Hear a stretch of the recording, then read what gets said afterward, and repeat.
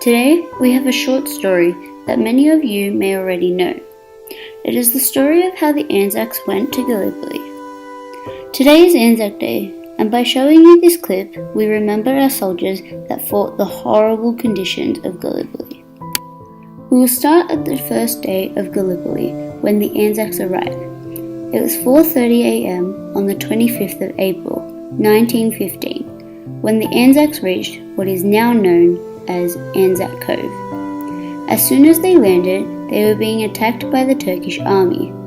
Many soldiers took their last breath on that beach. Many of the soldiers would have been shot or shelled. These are both horrible experiences that would have wounded or killed the soldiers.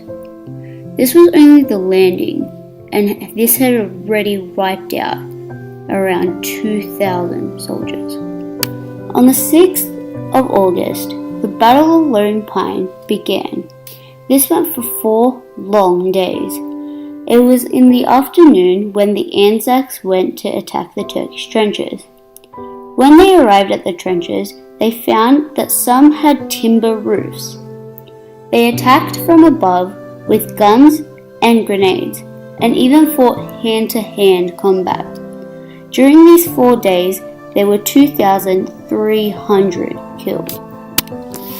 On the 7th of August, a day after the Battle of Lone Pine started, the Battle of the Neck began. This was one of the most infamous and tragic moments of the Gallipoli campaign. On this day, the Anzacs were ordered to charge at the Turkish trenches, though unfortunately, just before, Allied artillery assault stopped. This gave the Turks time to organize themselves with weapons ready to fight. Every man that ran towards the Turks were annihilated by gunfire. Several hundred were dead within the first half an hour.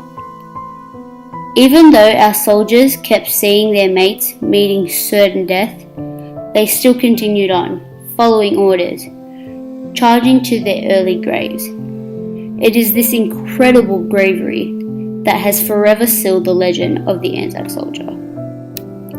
The battles at Gallipoli eventually turned out to be a failed endeavour for the Allied forces, but it stands eternally as a symbol of courage and determination of the Anzac soldiers. The Anzacs started evacuating Gallipoli in December of 1915 and finished evacuating in the following January.